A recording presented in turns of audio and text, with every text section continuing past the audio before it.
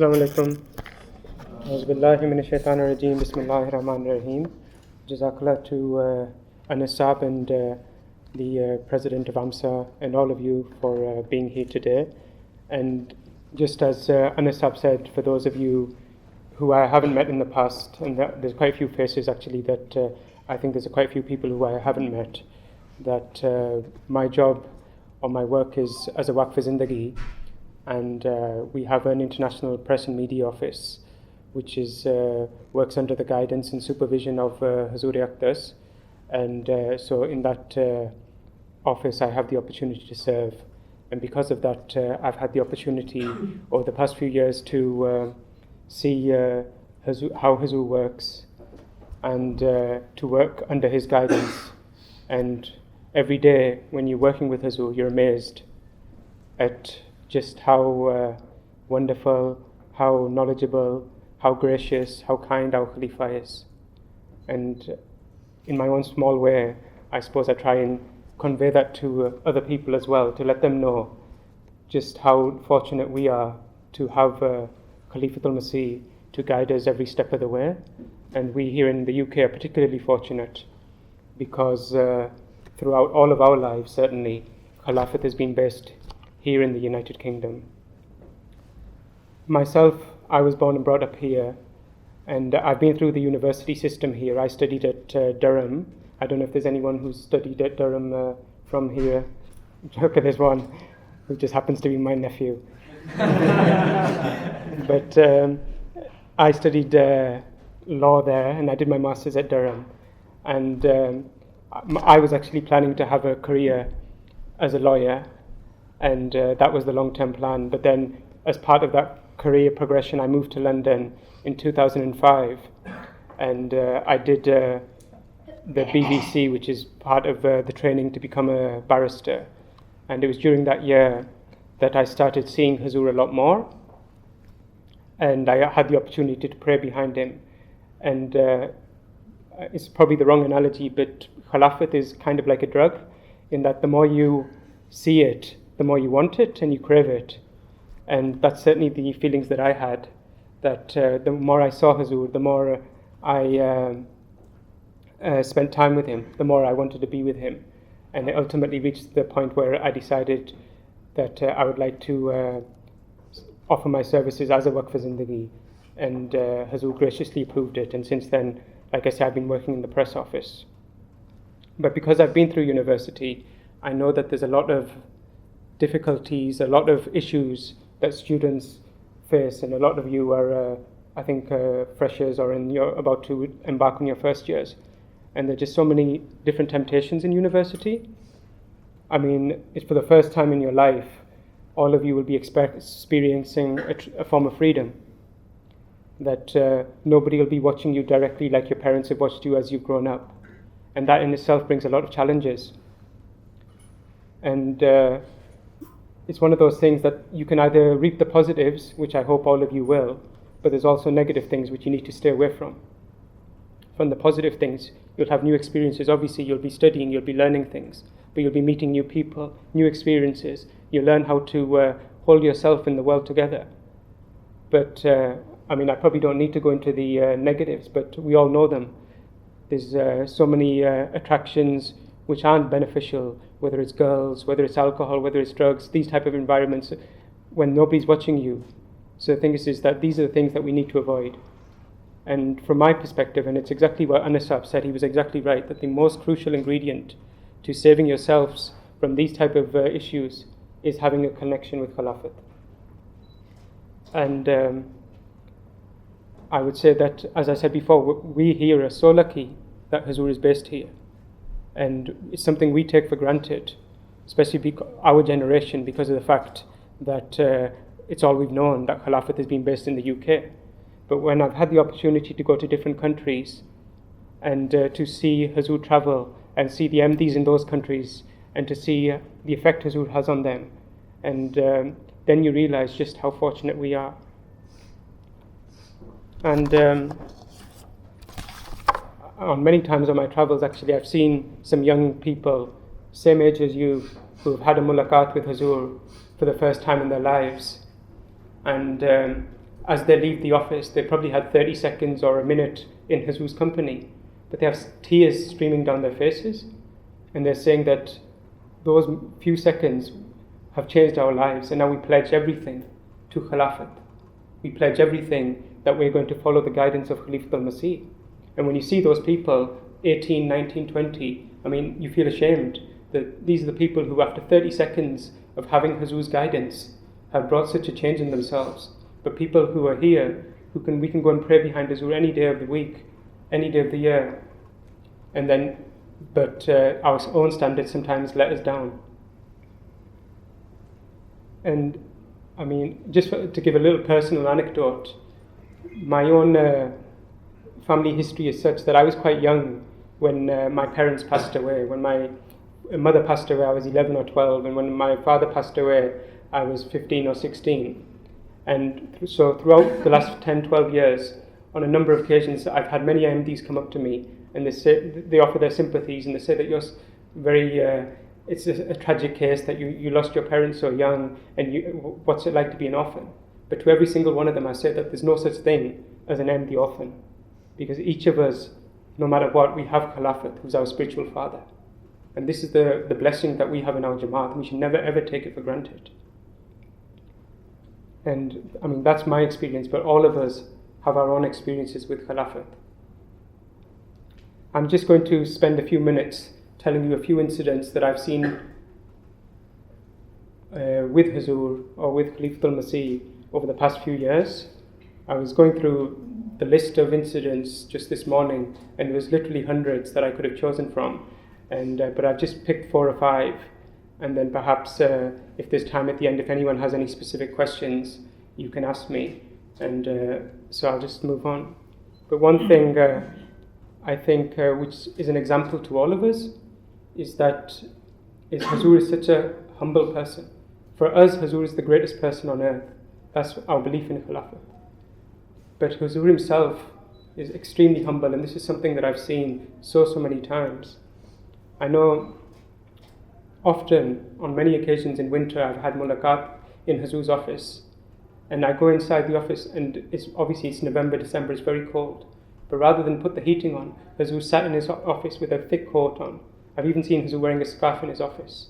And every time I go in there, I feel astonished that why would Huzoor put himself in discomfort? He could turn on the heating, but because of his love for Jamaat, Huzoor was willing to sacrifice that.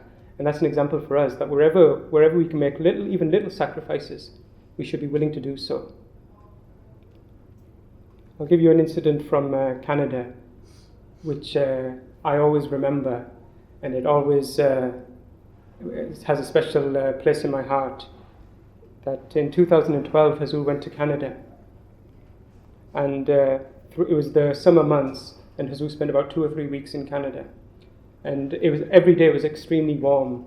I think it was 30, 40 degrees, and but on, I think it was the second last day or the third last day of the tour, the weather suddenly changed, and that day it was completely soaking, and it was the rain. I've never seen rain like it. Huzoor's residence where he was staying was about 400 or 500 meters or 600 meters from the mosque. So it was Huzoor's routine that he would normally walk to the mosque, and people would wave, MDs would wave, and some people would do nazams as Huzoor walked to express their happiness. But that day, because of the rain, most of the people had gone straight to the mosque, and the Huzoor security guards had got his car ready, and they thought that today Huzoor will go in the car because the weather is so bad. Huzoor came out, and I remember seeing him. He just had a quick glance, and then he just said, "I'm walking, and I don't need the car." And Huzoor walked those 500-600 meters to the mosque. By the time Huzoor got to the mosque, even though there was an umbrella, he was completely drenched. His shalwar was completely soaked. And he entered the mosque and he led prayers. And then on the way back as well, Huzoor walked through the rain. When we came back to London a few weeks later, one day I mentioned that same incident to Huzoor. I said, "Huzoor, the car was ready, but you chose to walk." Huzoor said, "When I came out my residence, I saw that there were still 2 or 3 MDs along the way who had stood there in the rain. So if they were waiting for me, how was it possible that I would go in the car and ignore them? And I mean, I was so amazed by this, at Huzoor's beauty. But then, just a couple of days later, by chance, Huzoor recalled the same incident, and he said, today I got a letter from a lady in Pakistan. He said that she's from a village in some remote part of Pakistan. And Huzoor said in a letter, she said that perhaps MTA had captured that incident. And she said, I'm an uneducated lady. I don't even know how to read or write. But I saw this clip on MTA, just I was flicking through the channel, I don't know how she watched it. And when I saw the leader walking through the rain, because a few MDs were there, she said, I realized that this is the truth. And so she said that she wrote Huzoor a letter saying, today I'm doing Bai'at just because of that one incident. And she didn't know anything else about MD, but she knew that this is the truth, if a leader can be so humble. One issue sometimes during university, obviously there's a lot of Islamic societies and you have interactions with other Muslims. It's very important as MDs that we stay firm on our faith. It's also very important that we know the basic teachings, so that if people try and say that MDs aren't Muslims, or they try and say things that are wrong, that we have an answer to them, and we should be confident. And one of the key issues that always comes up is Khatm Nabuwwat, that the Ghair MDs will say that MDs don't believe in the finality of the prophethood. But we should give them our examples of how much love Khilafat, how much love the promised Messiah has taught us for the Holy Prophet. It's truly unparalleled. I'll just give you one example. Just 2 months ago, Huzoor was in Germany. And he had a meeting with about 400, 500 Arab people during the days of Jalsa Salana. And one of the Arabs, he was a non-MD, he asked Huzoor that, is there anybody in the world who you would class as a kafir, as a disbeliever, amongst the Muslims? When he said this, Huzoor waited and then took the microphone, and then Huzoor said, and I'll never forget Huzoor's words, Huzoor said, what right do I have to call anybody a kafir when my master, the Holy Prophet ﷺ, has already given judgment on this? What right do I have to call anyone a kafir when the Holy Prophet ﷺ has said that anyone who recites kalma is a Muslim? As Huzoor said this, there were hundreds of, or dozens at least, of Arab women. They started clapping spontaneously, and they were so happy, these Ghair MD women. The man himself, he had no answer to this, and I think he was hoping, perhaps, because his style seemed a little bit that he wanted perhaps to Huzoor to declare somebody a kafir. But so he sat down quietly because he knew that he wasn't going to get what he wanted. But everyone else was so delighted. And then the next day, there was Tahir Nadeem Sahib, who's from the Arabic desk. He came and he met Huzoor, and he said, Huzoor, straight after that meeting, 4 people came up to me and they said, we do Bai'at because we had been given so much false information about MDs and their views on finality. But we've seen today that Khalifatul Masih, the Caliph of the MDs, actually has more love and obedience for the Holy Prophet than anyone we've seen in our lives. So that's the message that we need to convey when we're in university as well.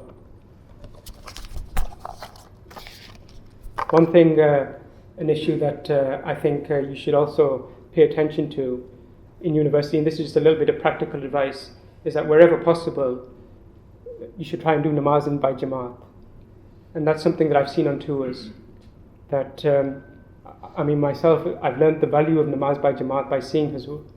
Sometimes Huzoor will be traveling for hours and hours in his car, and I might be in one of the cars behind, and I'm looking at my watch, and probably Shaitan is taking over me and hoping that we get a message that we'll do namaz in the car so we can quickly get it done. But that message never comes. Never comes. And so instead, what happens is that no matter what the time is, Huzoor will arrive at the mosque, and then we'll offer the prayers, and Huzoor will lead the prayers. So this time in Germany, the time for Maghrib and Isha, the proper time, was around 8:30 or 8:45, but Huzoor didn't arrive till 11:40. And so then Huzoor went to his residence. He did wuzu. He came back down. By the time we started namaz, it was around 11:50 p.m. And by the time we'd finished Isha, it was well after midnight. Then the same day, Fajr was, I think, at 3:30. So Huzoor went upstairs at 12:20, 12:30 to his residence. Still hadn't had his evening meal. Probably would have had his meal by the time he gone to bed, I don't know, must have been 1 o'clock, 1:15. And then Huzoor probably woke up after half an hour or 40 minutes for tahajjud. So that's the schedule that Huzoor is leading. And another point, similar with namaz, but the point is the same, that wherever you can in universities, get together if you can and do namaz. And if you're the only MD on campus, then at least at Jummahs, or as much as possible, try and make the effort to go to your local salat center. And when you're in your own rooms doing namaz, make sure you get the qibla right. Again, this is something that I've learned the value during tours, that wherever we go, the first thing Huzoor does, and I've seen it many, many times, is he gets his iPhone out and he gets the app out, and then he checks the qibla to the exact direction. And then if he's not satisfied, then he has a compass, and then he'll get the compass and then he'll match it with that. And then until Huzoor is completely satisfied that he's got the right qibla, then he'll start leading the namaz. And so that's an example for me as well, that when you're young, you probably just think, oh, this is probably the sun's in that direction, probably that direction. But the thing is, it is important to do it in the right direction. I mentioned before Huzoor's simplicity. I'll just give you one, it's not really related to university, but I think these are some good points that shows Huzoor's simplicity in practice. When Huzoor was coming back from Germany this year, on the final day of the tour, Huzoor came through from Germany. He went through Belgium and then France, and then obviously at France he crossed the channel on the Eurotunnel, his car. The Eurotunnel journey is about 30-35 minutes. Probably some of you have been on there before. As Huzoor, normally what happens when Huzoor gets in the Eurotunnel, the cars, his driver and his security who are also in the car, they step out of the car. And so it's just Huzoor and Begum Sahiba who are left in the car during that 30-35 minutes journey. On this occasion, just as soon as the security people came out, I got a message that Huzoor was calling me to the car. So I went and went to where Huzoor's window was, and Huzoor pointed to the front of his car and he said to sit down. So I entered the car, and for the next 15 or 20 minutes Huzoor was asking me about the Dora, about my experiences, about the people I'd met. But one thing which I found very nice was that immediately as I entered, and also during the conversation, Hazrat Begum Sahiba handed me a big packet of popcorn that she and Huzoor were eating, and she was saying, take some of this, and Huzoor was offering it as well. And then afterwards Huzoor told me, he said that during journeys, he says he really enjoys eating popcorn. And so the thing is that, again, it's just a little thing, but it's just nice to know that those type of things that the rest of us do, that where they can, Huzoor also enjoys them. And you know how MDs are like, they're very interested in every single aspect of Huzoor's life. So when I came back, Anas Sahib said I write a diary. I wrote this incident in the diary, that Huzoor and Begum Sahiba were enjoying some popcorn. Then the next day, literally from about 12 different countries, I got an email saying, was it salty popcorn or sweet popcorn? So they wanted to know. And then I actually mentioned that to Huzoor, that this is the key question. And Huzoor enjoyed it, but Huzoor then told me, he said that whoever asks, tell them I prefer salty popcorn, but occasionally if a sweet popcorn will also suffice, but I prefer salty. And I mean, again, Huzoor's simplicity is such that last year, on the way, not this year, previous year, on the way back from Germany, Huzoor and the Qafla arrived a little bit in advance of the time of the crossing. So Huzoor took the opportunity to go into the service station of at Calais. And it was very nice to see Huzoor just walking around, looking at the different items. At that time, Sadr Sahib, Majlis Qudam al-Ahmadiyya, had just had his second son. And so I saw Huzoor was buying some soft toys, which I presume probably was for his grandchild.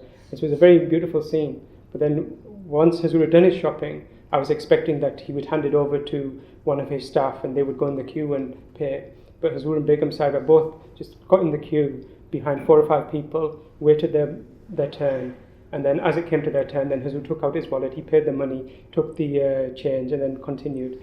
And so the thing is, all of us would have been desperate and willing to queue for Huzoor. But it was a very good example that where you can be independent, where you can self-suffice, where you can do your own work, you should do it. And so that in itself was a lesson for us. I'll just check the time, I don't want to go over my time. Just a couple of other things, and then if anyone's got any questions, we can do that. One thing I would say at university is very important to stay firm on your faith. At the moment, the big issue, which any of you who read newspapers or who are active on social media would know, is gay marriage. That there's been such a strong change in the ideas of the West that even 5-6 years ago it was very common for Western leaders to be against gay marriage. Barack Obama, David Cameron, they were all openly against it. But because of public pressure over the past 3-4 years, they've changed their opinions. And along with that, the opinions of many of the people in the West has changed as well, to the extent that now many people, if you say you're against gay marriage or these type of things, then people consider you slightly as an extremist. But the thing is that shouldn't deter you. Where you have the opportunity, you need to be very clear that this is our belief. But obviously you say it with in a tactful way, you explain to them the correct teachings. But sometimes we are hesitant ourselves that we become a little bit complex. But I've seen on a number of occasions Huzoor has been asked about gay marriage in interviews, and Huzoor very, very clearly says we are against it, and there's reasons we are against it, and it's against our belief. Just last month, David Cameron had said that if you're against gay marriage, or if children say that they're against gay marriage in particular, it could be classed as a sign of extremism. So when Huzoor had an interview with the BBC last month, they asked Huzoor about this point. Huzoor said that the Prime Minister has said that, but if he really believes it, then the first thing he should do is ban the Bible. Because in the Bible, this speaks very clearly against homosexuality. But would he ever dare to ban the Bible? Would he ever dare to say that all his church leaders and their original teachings are extremists? So you need to have some common sense, and you need to have some people are free to their opinions, but you shouldn't be persecuted or branded an extremist because of a decently held religious belief. But such things can have an influence, and that's the reason I'm mentioning it, because 2-3 months ago when gay marriage was approved in America, the Supreme Court approved it, a few MDUs who were in university, they started tweeting, and on Facebook they were sending out messages saying MDs believe in love for all, hatred for none, so that's why we are very happy that gay marriage has been passed in America. And so the thing is that I don't think that they didn't have any bad intention, but they genuinely thought that perhaps that it's a good thing. So then Huzoor sent some guidance to their Quran, which is very pertinent. Huzoor said that the meaning of every MD should understand the meaning of love for all, hatred for none. Love for all, hatred for none doesn't mean that we love every single thing, whether it's good or bad. Love for all means that we want good for others. And what we believe to be good for ourselves, we want for other people. So if we believe that being close to God and to have a connection with God is a good thing, then we want other people to have a connection with God. And so we'll guide them towards those things that can bring about a good change in themselves and can improve the society.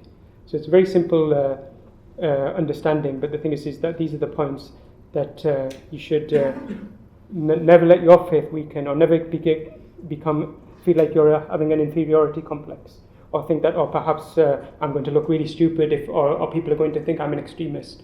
Where your faith is very clear cut, then you should be stand up for it. But wherever you're unsure, don't give answers, but rather go back to your local Qaid Sahib or to your National AMLA members, seek the guidance of what is the proper answer, or to your local missionaries, and then go back and engage in debate. But it's in university that a lot of people's minds are fermented for the rest of their lives. So if you can have a positive influence on the people around you, that can have a really, really positive change. I'm going to end with a couple of incidents. One thing that I would, one meeting, and I've mentioned this before, so if anyone's heard before, I apologize. One meeting that I had a few years ago in Singapore has always stuck with me about the dedication of Khuddam, and I think it's an example to all of us. When Huzoor went to Singapore in 2013, I met this Khadim, and I didn't know any of his backstory or who he was, but I was just having a normal chat with him. And then as the talk progressed, he said to me that I'm from Indonesia, and I'm from the village of Chisasik, I think that's how you pronounce it. That village is where in 2011, 3 MD Khadim, similar age to some of you, were very, very brutally attacked. They were taken, strung naked along the streets and beaten to death. And the police watched, local Maulvis watched, people were cheering. It was the most horrific incident. This person who I met, he was the local guide, and he said that I was the guide that day. He said, I got injured, I got beat up as well. I saw my brothers lying naked. I saw them being beaten and attacked mercilessly. I saw them being killed in front of my very eyes. But I don't look back on that day with any tragedy. I don't look back on that day with any horror. But I consider that day to be the best day of my life. Because that day, I was able to serve my faith and watch my brothers serve their faith, to serve Khilafat, to serve the promised Messiah alayhi salam. He said, I only have one regret, and that is that it should have been me rather than my brothers who died. So when I think back to that conversation, I think that people like us who are living here in the United Kingdom, we have it so easy. We have such easy lives in comparison. What are we doing to serve the Jamaat? So obviously, I hope and pray that none of us has to bear such cruelties. But whatever sacrifices we can give, we should always be ready to give them. No sacrifice when it says that we give precedence to our faith over all worldly matters. Do we really do that? Are we really willing to do that on every single thing? So that's the thing that you must keep at the forefront, that in countries like Pakistan, Indonesia, our own brothers are doing these things, our brothers, our sisters.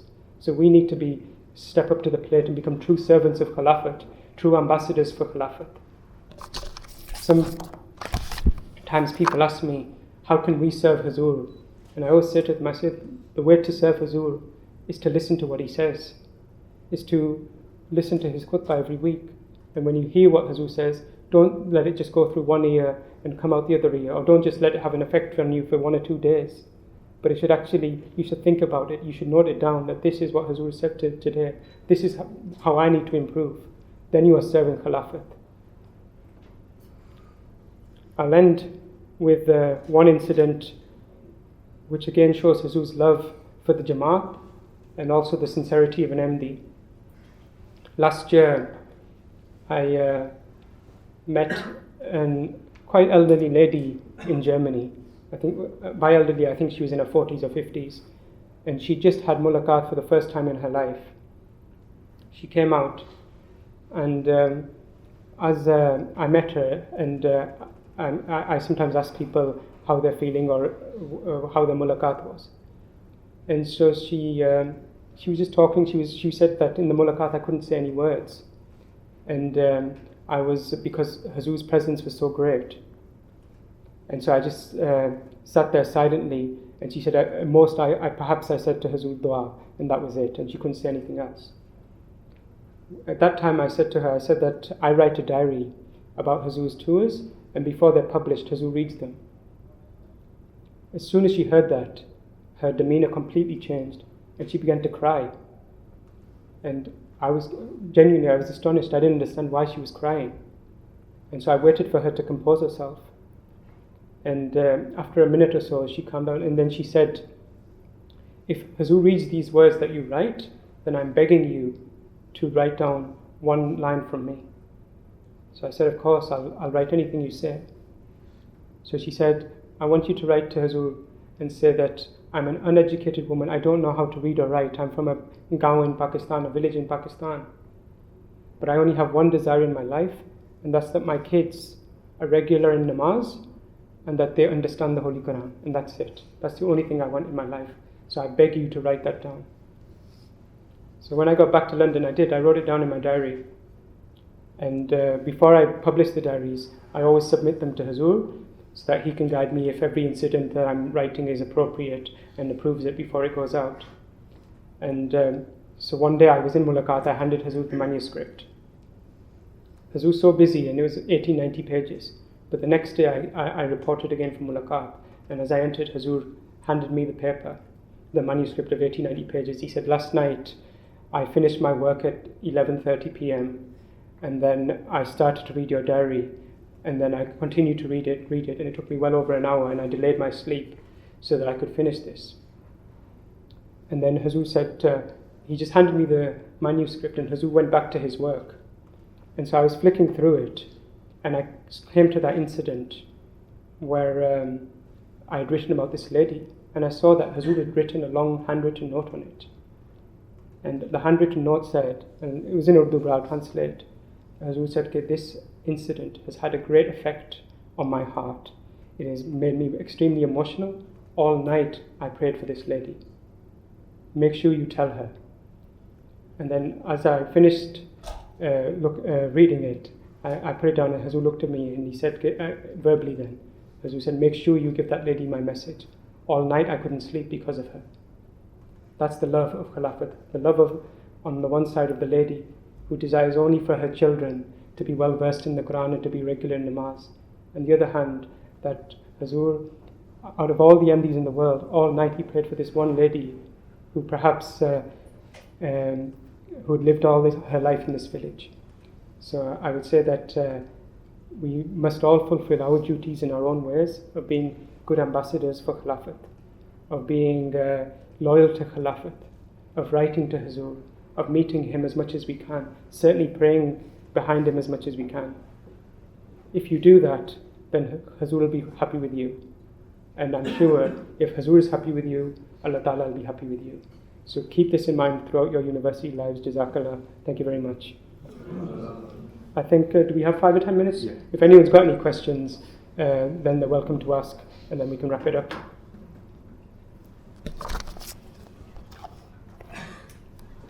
Yeah, go ahead. Have you passed a good message to her? Yes, I did. It took me a while to track her down, actually, because I didn't take her contact details. Normally I ask people for their email addresses, but she didn't have an email address. So then I called the General Secretary and I said, on this date, this lady had mulaqat, and this was her name. So then after a couple of days, he contacted me and he said, we've managed to find the address and the phone number. So I phoned her up and I said, it's Abid. At first she didn't recognize who I was. Then I mentioned that we met that day and you asked me to write this message to Huzoor, and Huzoor has responded in this way. And I mean, all she could say was Alhamdulillah, Alhamdulillah, and she started crying on the phone. And then after a second, she just said, I can't speak.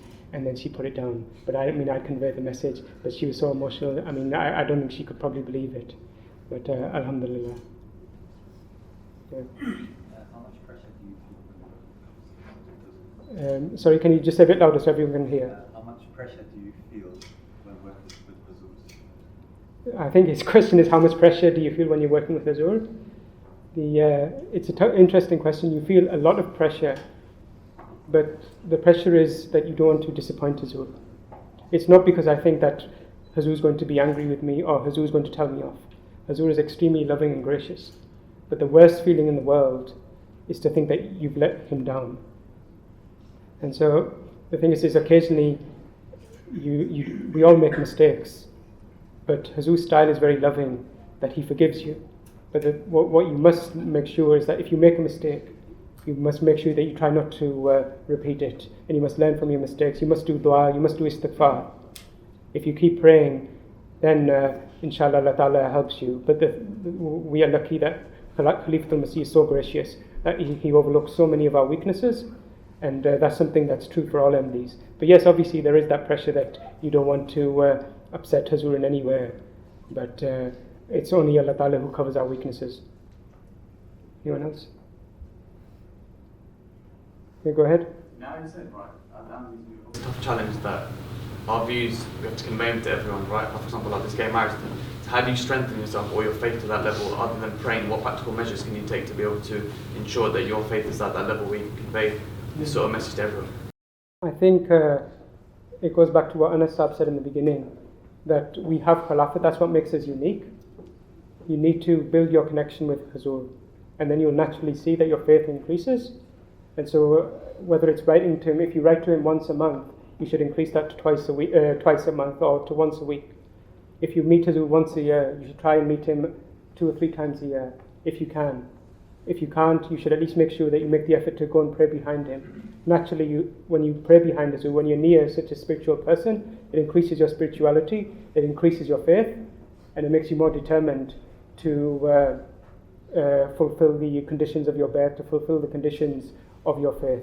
So, I mean, from my perspective, I would say, and that's my own personal example, I would say, is that I've never, when I was a child, I didn't read that many Jamati Kitabe or books, but I always felt that my faith in Ahmadiyyat was because of seeing, at that time, Khalifatul Masih, and whenever you saw him, you just realized that this person must be true, the way he is, the way he speaks. And if he's true, that means Ahmadiyyat's true, which means Islam's true. And then obviously, as you get older, you learn, you read more in detail, you learn about the teachings of the Jama'ah.